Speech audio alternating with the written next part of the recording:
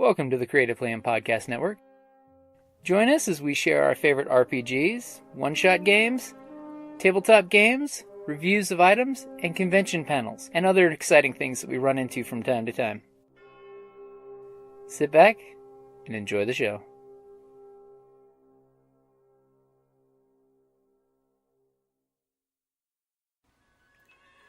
Hi, this is Kelly, aka Trixie from Ragnarok and Roll, a Scion to Ragnarok story, and Tilda Wimblewick from D&D Journey of the 5th Edition.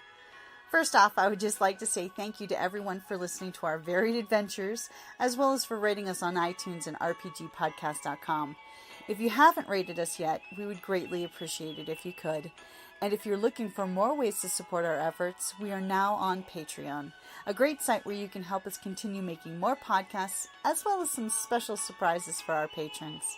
If you can, please look us up at www.patreon.com/cppn. Every little bit helps. And again, thank you for listening.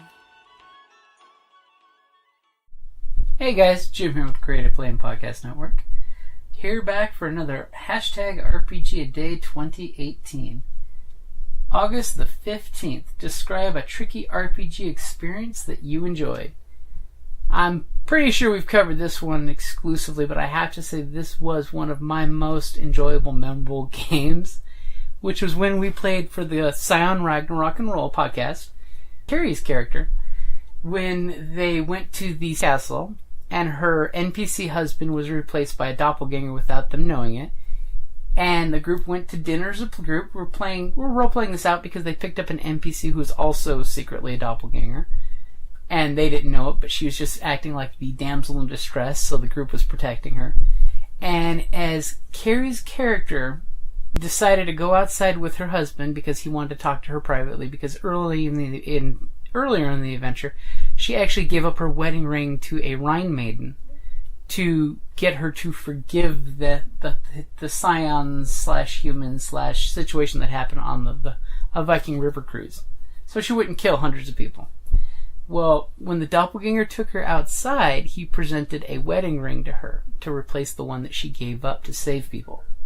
And the second he dropped to a knee and opened that ring, his head exploded, and she hears the deafening roar of a shotgun. And 20 feet away, you see the window of this nondescript van rolled down with a smoking barrel sticking out of it. And immediately, Carrie absolutely lost her shit.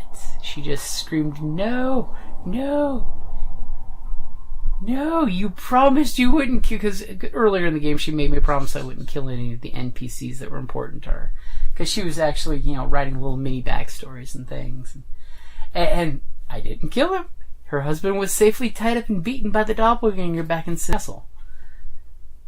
So, I fulfilled my promise, but the mere fact that there was over 6 minutes of her screaming in shock and awe over the death of her NPC husband, and I had to mute it and cut it down in the podcast episode to make sure I save people's hearing. But just the pure, absolute reactions across the table, and instantly, once the screaming stopped, the group instantly reacted and wiped out the dwarves in the van, who, by the way, were actually good guys. But it was just this beautiful moment of emotional turmoil that just resonated with me as one of the most amazing, tricky situations, because, of course, poor Carrie was so distraught. And the group, I had to translate to them that maybe they shouldn't have killed the dwarves. So I used the security camera videos inside they found out that this van was a surveillance van. And yes, they intercepted a message from one group of the dwarves talking to another group offsite of meeting at a rally point. Well, I made sure that there was the security footage in the surveillance van that the players could click and see the doppelganger come out of the mirror, commit the crime. So that was how I gave the backstory of how am I going to convince the characters to understand what just happened. So I basically used the fiat of inside the van as a camera connected to the castle that they were in at Sleeping Beauty's castle.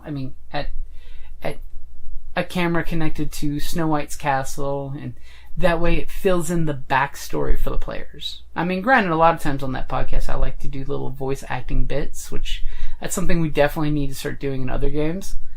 But, that was one of the tricky ones that I needed to get the group to stop, realize the scene, and then they moved on, and they were slightly less violent with the other dwarves because they realized that they had a doppelganger with them. There was a moment where the group kind of figured it out, I think. But, it was just one of those fun moments with your players where you have all these little secrets and you want them to find out. You desperately want them to realize the reveal. But you have to make sure to present it in a way that it's not metagaming. But it's totally in character for their characters. And that's one thing I love with the storyteller system, in that regards.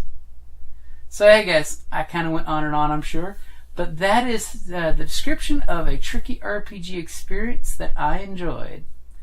I'll talk to you tomorrow, guys.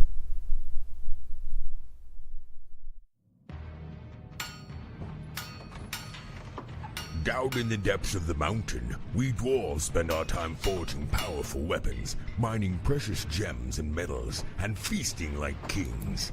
But after a day of digging for the next Arkenstone, this dwarf likes to come home to a package full of loot. Dungeon Crate is a monthly subscription box service forged specifically for RPG and tabletop gamers. Miniatures, dice, tokens, coins, maps, modules, terrain pieces, handcrafted items, RPG jewelry, and more are yours for only a few gold per month. You even get a digital crate along with a physical one as an added bonus. So are you brave enough to reward yourself with a Dungeon Crate? By Morden's beard, I hope so. DungeonCrate.com. Let the adventure begin.